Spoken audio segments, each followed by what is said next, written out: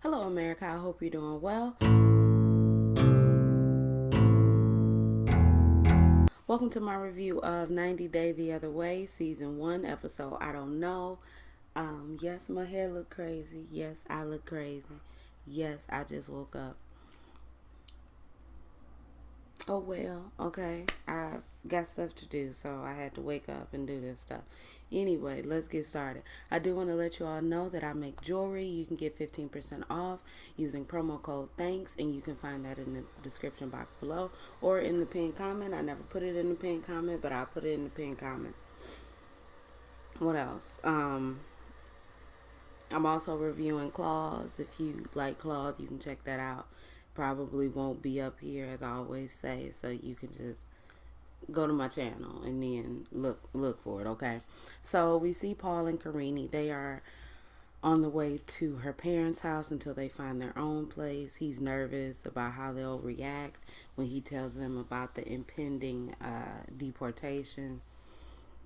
They get there. Karini's mother gives Karini a hug. Paul is just sitting there like looking all weird and stuff.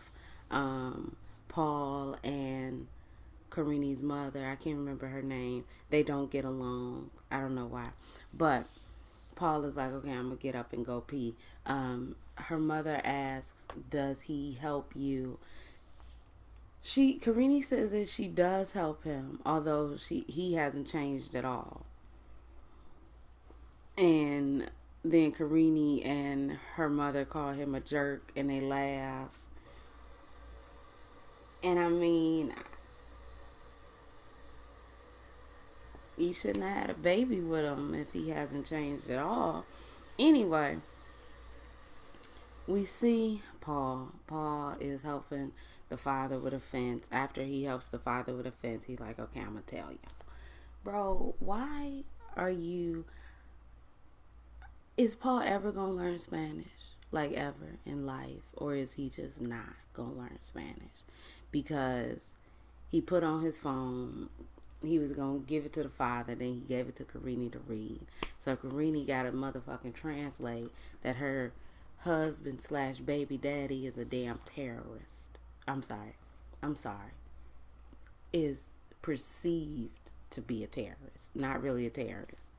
So the mother is like, the mother and the father both is like, what? The mother asks if he will be there when the baby is born, and he says he doesn't know. Karini's parents are very disappointed in him, but he's disappointed in himself because his past has come back to bite. Now, one thing I do want to know is I seen a little scene, when he was telling them what he was charged with. They said insurance fraud. Nigga, you a whole ass criminal. Fraud? Criminal. Can you hear me? Criminal. Anyway, moving on. We see Laura. Laura is happy to be with Aladdin. They had their jiggy jiggy, but it was over in like 2 minutes. So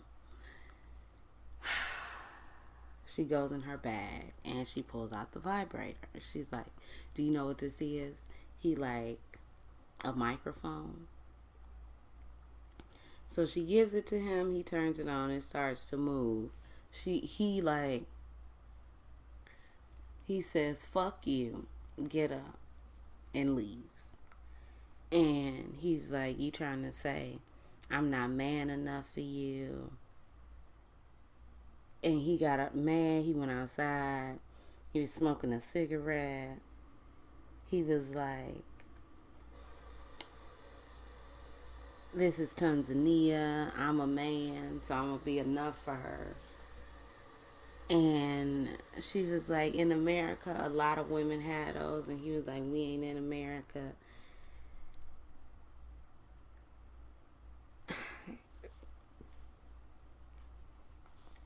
Anyway, she says, since it make you so mad, I'm going to throw it out. You are out of your ever-loving mind if you think I'm going to throw that out. Like, honestly. I'm going to hide it back in my suitcase. put my suitcase under the bed or wherever I need to put my suitcase. And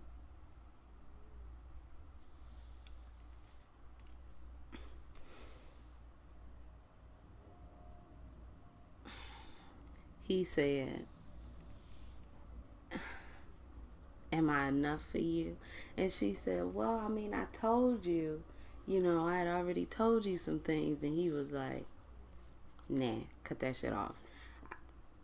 Anyway, so they are about to go out. Laura says that things are still a little bit tense for them since the,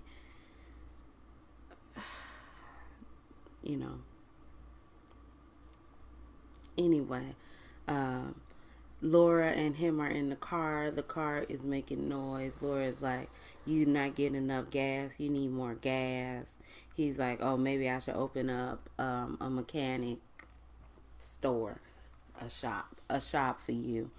And she's like, I mean, you could. I worked in the transportation industry for like 30 years. I know what the fuck I'm talking about. She was like, just because I'm a woman. And then he starts talking about the vibrator again.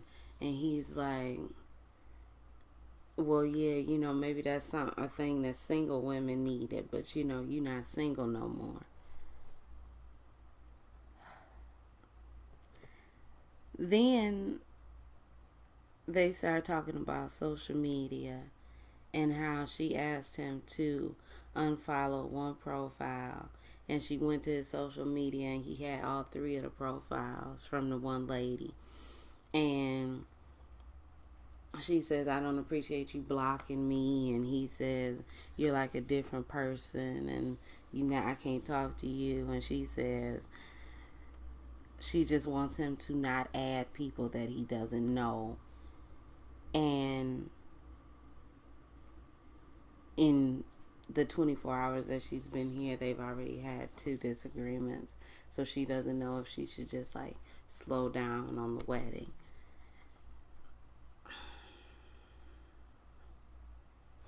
That's the end of their story. I ain't got nothing to say. Okay. We see Tiffany and Ronald. They are going to the Beery Bari barbecue, okay?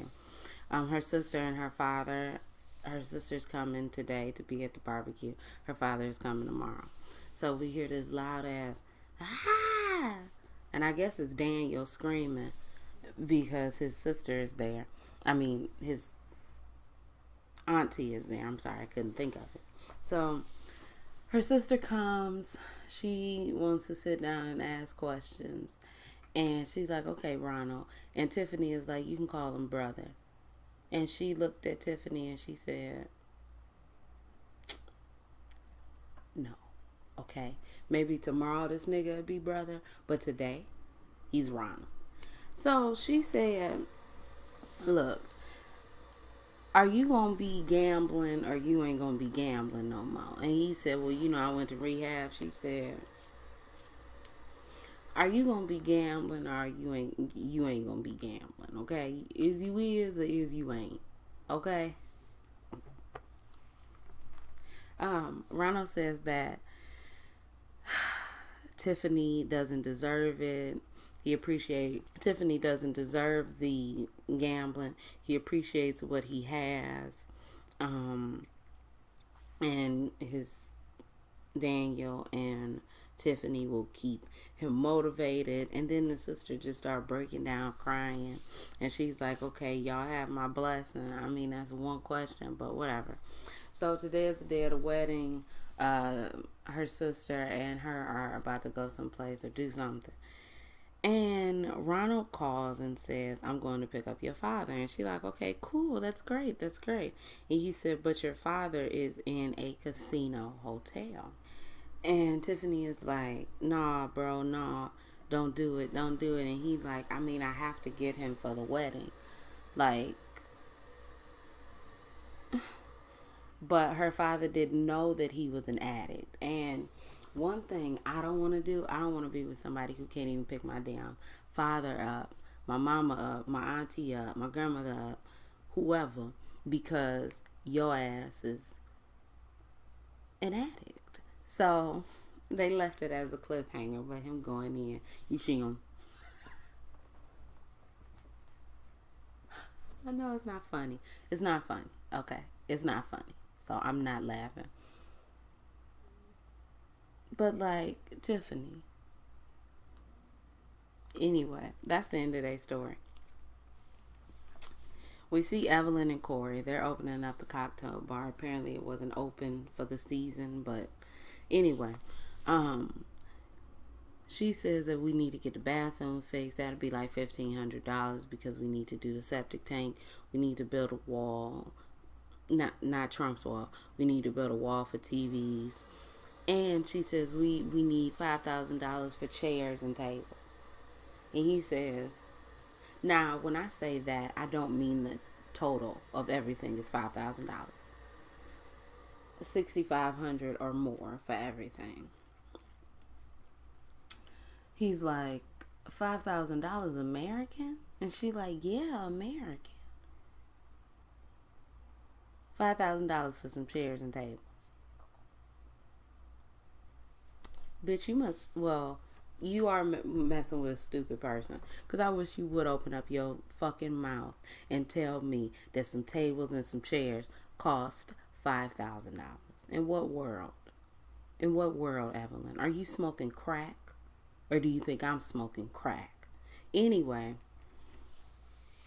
he's like, okay, that's a lot of money. And she like, I mean, yeah, but you know, we need money to blah, blah, blah, whatever the fuck she said. Anyway, he brings up, you know, kids and marriage. And, you know, she's like, yikes, that's not my dream. Her dream is to make money and to live a comfortable life and build a dream home. And plus, Corey hasn't shown her that he has friends and he can get along with her family and all of this stuff. How long has he been there? You do know how will he be able to stay there if y'all aren't married? That's number one. And I think you know that. I think you know that. I think you're not that stupid. Number two, y'all never talked about marriage before, or her lack of marriage, wanting to be married. And number three, I seen something on Twitter where it was like, she probably set him up for the okie doke with that damn magic because she knew her family wouldn't like it. Hence, putting off the like that he would receive from her parents. Hence, putting off him asking her to marry him. But if Corey is okay with it, then I'm okay with it. Moving on, because it's going to be a real quick review. We see Submit. Submit got to tell Jenny that he got to go home. She said, what? Nigga, what? What? Yes, I have to go home. Okay, how long are you going to be there? I don't really know. You don't really know how long. So, what am I supposed to do while I'm here? What am I supposed to do? I don't know the language, the money. You have helped me with all of this stuff. What am I supposed to do? He says, well, you know, just stay in the house. I'll make sure you have food. And if you need anything, text me. What if I just... What do they have? Uber Eats? Do they have Instacart? Like, even if they do, why in the fuck do I have to stay? Even if they do have all this stuff, why in the fuck do I have to stay in the house? Anyway, he says that he hates that she's mad at him, but he needs to do this. He's packing his stuff and he's really leaving. She says her heart is broken, and this is another promise that he has broken to her. Now, I seen some of the comments and they was like, maybe Submit got a wife. Maybe he do, because I'm